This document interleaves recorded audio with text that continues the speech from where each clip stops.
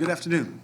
We just had our 9 high school coaches that were awarded the weekly award for the Chicago Bears. They were just out there today in the snow, so it's pretty cool, including the first 2 women to face off against each other, which is also pretty neat. And Ken Leonard, our nominee for the Don Shula Coach of the Year award, he was out there, and him and I go back a little bit to the days I was recruiting in college. I went to Sacred Heart Griffin, and we were recruiting Kenny Burns, who just recently got the Kent State job. I was recruiting, I believe I was with Missouri at the time, and he ended up going to Indiana. So it's one of the ones I miss a couple, but it was good to see him and his wife out there. They're all going to be at the football game on Sunday, so it was pretty cool to talk to all those guys. All had really good seasons and all excited about the future for their schools, and of course. Coach Burns is retiring, so that's pretty cool. But that's right. Coach Burns just got the job. That's right. Coach Leonard. That's right. Okay, so a good day today. We were out in the weather. I thought it was good. Gold zone, red zone day. I thought that was really good for us to be out there. Sunday, not sure the weather's going to be like that. It'll be just as cold. Wind will be similar. So that'll be good. So we got a chance to get out there twice this week, which will be great. We'll do our walkthrough tomorrow inside and get ready to go and prepare for the next 48 hours. So we're excited, like I said, excited about the opponent. Obviously, very good opponent, best record in football right now, and it's going to be a big challenge for us. So I'll open up to questions from there. Claypool, that's the same knee that he hurt against the Yeah. Yeah, it's the same thing. He's just, rehabbing it, getting better. Not where, we need it to be for this week, but we're hopeful for, coming up here soon. But that's where it is right now. This isn't worth, or you think he'll play again this season? Yeah, oh yeah. Yeah, for sure. You're dealing with a wide receiver right now, kind of reopen the door for rookie Eberflus Jones to kind of get another crack at having more involvement in the passing game. He seemed to have that opportunity earlier in the season, and then it kind of went away. Yeah, I think it does. I think, we want to get all those guys involved. And Velus is no different than the rest of them. So I'm sure that, when you have a receiver go down, we've been carrying 6 anyway. Typically, you only carry 5, but we'll see what we're going to do this week. But, yeah, it'll definitely give some more opportunities for others. What has Eberflus Jones shown you this season as he's kind of gone through some ups and downs as a rookie? Improvement. I think he's improving in terms of his alignment, assignment, getting the plays down, running the routes the correct way, the adjustments, knowing how to adjust the routes when needed, and he's improving. He's getting better. We can see him. Time on task has been really good for him. He's been really, really focused in on his job, and he's getting better. So we're excited to where he's going to go the next 4 weeks. And a 2 for you on Justin, approaching 1,000 rushing yards. Historically, why do you think more quarterbacks haven't reached that mark? Is it coach's commitment to quarterbacks running or not needing to make that commitment? What do you think? Yeah, good question. I would just say the way the game's going. I used to go to my daughter's games back when I was coaching in Texas. We would go, and I would watch, the South Lake Dragons. And that's a pretty good football team down there in Texas. And man, you would see all the quarterback runs, the quarterback counters, and I think that just started to really go into college football. The last decade or so, and I just think it's now bleeding up into the NFL. And it's a different way to do things, and we're used to seeing for over the past so many years, and I think it's exciting. You see all these different dynamic quarterbacks that have the ability to run the ball, and people are using them in a smart way. Because it's still the franchise of each the franchise guy at each franchise, so you got to protect them. But I think they're doing a good job of it. And really, I just think it's a function of that. And you probably answered this before at some point, but beyond Justin's pure speed, what is it that makes him what else makes him a good runner, I guess? Yeah, I would just say his explosiveness. He can get to 0 to 60 really fast. So I think that that's what makes him a little bit different. Some guys are shifty. I think he's more of a power cutter when you look at him, and he can really put the gas on pretty fast. What's your prime focus in defending Hurts?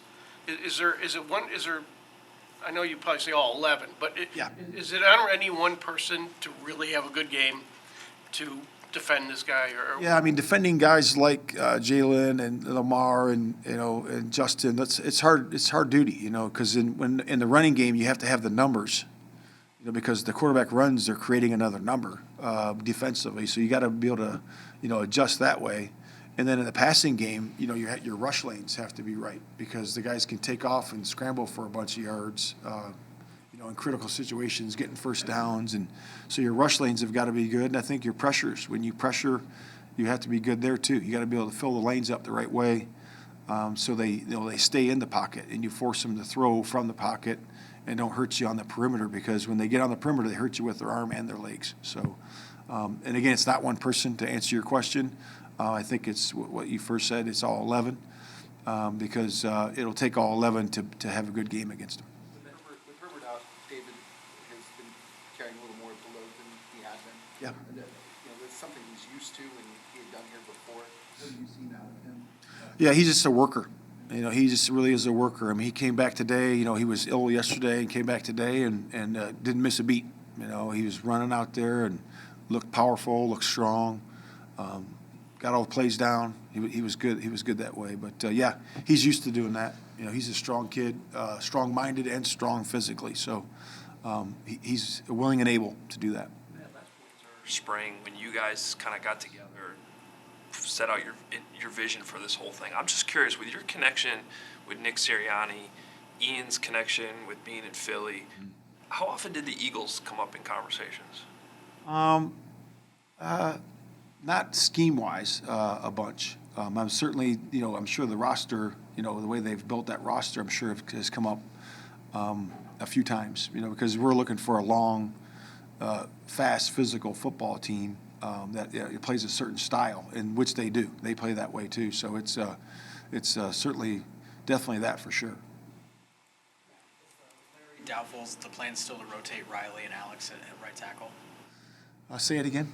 With Larry Doubtful, is the plan still to rotate Riley and Alex at right tackle? Yeah, we're going to do a little rotation there. I'll meet with those guys later today, just to figure out what the rotation is. We'll do a little substitution review with each coach, and we'll get that figured out. But yeah, our plan is to do a little bit of that for sure. Why do you guys feel that platooning certain offensive linemen is the best for the team to win? Yeah, I just think it's where development of certain players are. I think you put them in there, for, and then see how they do, and then you build it from there. And everything's based on performance. So if a guy performs well, we give him more to do. And so we always have to prove it first on the practice field. Then once we start, inching into the games, then you got to prove it out there as well. When you guys came off the mini bye and played really well against the Patriots, I think there was the thought that reflected well upon you and your coaching staff that you made adjustments with the extra time that you had. Are you curious to see how you do this? I know you've got a game plan. Are you curious about the outcome? Yeah, I'm excited about, like I said, the last 4 games, including, obviously starting with Philadelphia. So I'm looking for improvement from the individuals, from the units, from the coaches. I'm looking for improvement all the way around. And like I said, like we've all said all along, it's a big test. We're playing some of the best teams in football these last 4 games. So, we'll be able to see where we're going, with it. And but we're excited about it. And like I said, individual performances are going to be big. And obviously, what's more important is our team performance.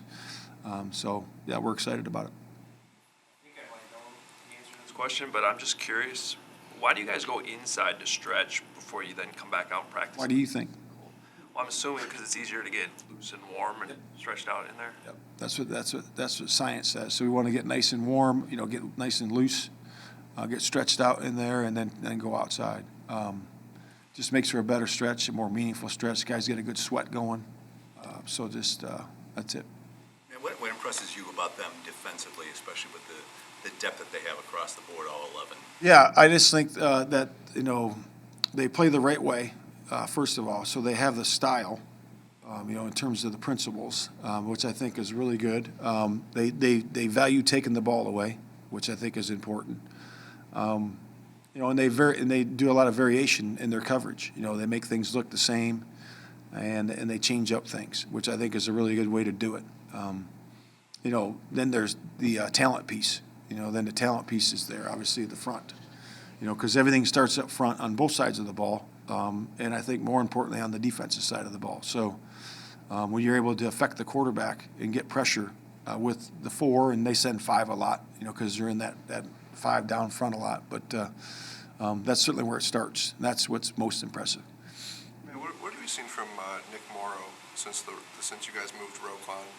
What have you He's done well. He's done well. That's a big position for us. The will position. It's a hot spot for us. The guy should make a lot of plays in there, but he's been solid. He's been solid in there. He's still got the green dot, making all the calls and doing those things, and he does a really good job with that. And he's composed out there. He gives great feedback on the sideline, but he's been doing well for us. Matt, with the field practicing in full the last 3 practices, but being listed as questionable, are you expecting or anticipating that he will give it a go? Yeah, we're hopeful that he is, that he keeps progressing and does a good job and can be ready for the game. So that's where he's hopeful. And again, questionable, I think it's 50%, or 51.5% or something like that. But so yeah, we're hopeful he makes it. Is that a function too? Because he's got a back injury of just backs are weird. Yeah, that's just what it is. We've all of us have had back problems. We know how that goes, right? So sometimes it's good, sometimes it's bad, but we'll see where it goes. All right.